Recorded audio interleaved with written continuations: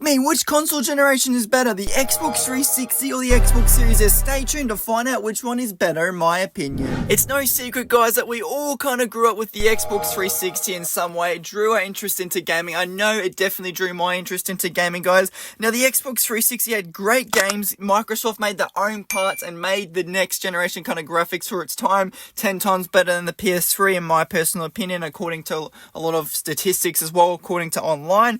It had the comfier controller. Honestly, guys, this controller could not beat any other controller. Even the new generation controllers can't even beat the Xbox 360 controller. It could fit in any type of size hands. You know, you would have the best experience possible. You would never ever really have a bad experience with it, small hands or big hands. It introduced 30 FPS to 60 FPS, which is a huge boost in the frame rate perspective on the consoles for its time.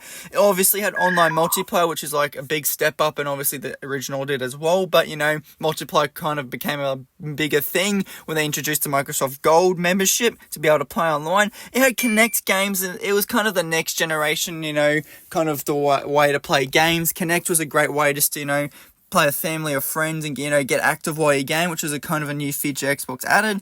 And obviously, guys, just all around, you know, the childhood nostalgia for this console still forever lives on. And just the titles like Call of Duty, Black Ops 2, Gears of War 2, Gears of War 1, Gears of War 3. I could name games forever on, like Battlefield, you know, Bioshock. There's Red Dead Redemption, Grand Theft Auto 5. There's just so many great titles that you could play with the Xbox 360. You could put the disc in straight away, play a game straight away, whenever you really wanted to. And this had a large, selection of games. And the prices for back in the day were honestly very, very affordable. If you can see like my big collection, obviously I've got a very, very big collection of games, and yes, guys, I've spent so much money on these games, but I got really good deals from them, so I'm not honestly regretting any of my decisions. But now, guys, the bad thing about the 360, obviously it does have cons.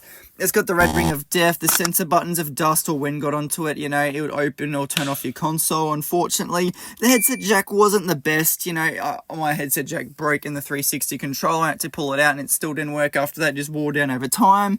The hard drive, you needed a hard drive for some of the games, unfortunately. So if you didn't have a hard drive and your game required a hard drive, well, you'd be kind of screwed there. And it also ran a bit hot. Sometimes it would turn off, and sometimes, yeah, it wouldn't run the best when it was too hot under like a load, like when it was super dusty, I guess you could say, or like in a closed environment. You had to have it in an open environment in order just to run it nice and smoothly. But yeah, those are the kind of the points about the Xbox 360. Now, guys, the Xbox Series S was another great release, releasing with the Xbox Series X as a cheaper option to go the next generation kind of console, to be able to get 120 FPS and 144p. And honestly, guys, that was a big step up in the next generation kind of gaming, and it honestly topped sales over the PS5 having the Xbox Series S. They're only really available in 2020 because everyone wanted the Series X, and this console didn't disappoint whatsoever, being able to provide obviously the high frame rate and obviously the next generation kind of loading times with not having to wait too long to be able to load into games, which was a big step up from the Xbox 360. As you may have known, like the loading times on the 360 were absolutely terrible, but you know,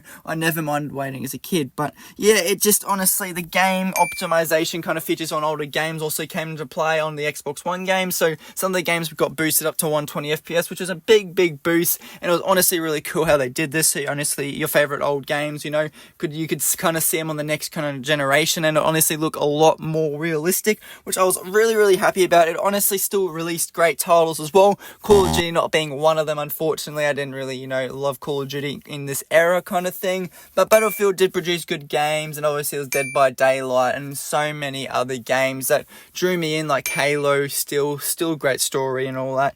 Yeah, it also introduced the Game Pass. The Xbox Game Pass was a next generation kind of innovation that included like a subscription with, you know, gold and online kind of play, and while giving you like the options to over hundreds of thousands of games, which was a really big step up in kind of the market and gaming industry. Like a subscription kind of base to be able to play games was like a next like step up, and I really like enjoyed this kind of feature on the Xbox like Series S out of all like kind of the subscriptions I've ever paid for.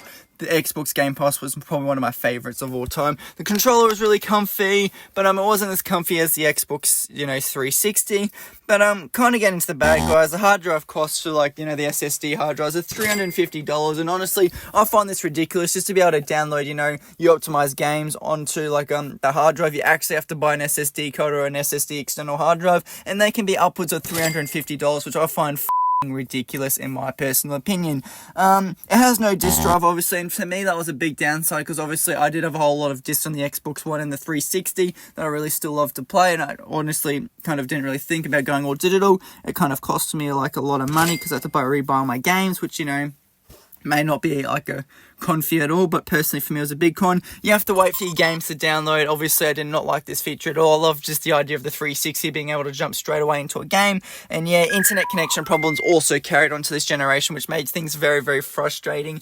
And just the waiting, the internet problems just really kind of drew down the Xbox Series S for me. Now guys, the console I would choose out of the Xbox 360 and the Xbox Series S is obviously going to have to be the Xbox 360, guys. Yes, I had to jig you there. The 360, honestly, I felt like just had the good graphics, even though it wasn't the best of graphics, you know, according to this generation. It still provided really great graphics and up to 60 FPS, which I found pretty amazing. Being able to put the disc in and play straight away is honestly one of my favorite kind of features about the 360. Had great titles, better titles than the Xbox Series S, but the S is still a really great console, being able to provide, you know, the next kind of generation specs. But yeah, that's kind of my opinion. But you know, guys, if you enjoyed today's video, make sure you go ahead and smash that like button, guys, and make sure you also go ahead and smash that subscribe button. Yeah, let me know down your thoughts down in the comment section below what console you would have chosen, and yeah, I'll catch you on the next video.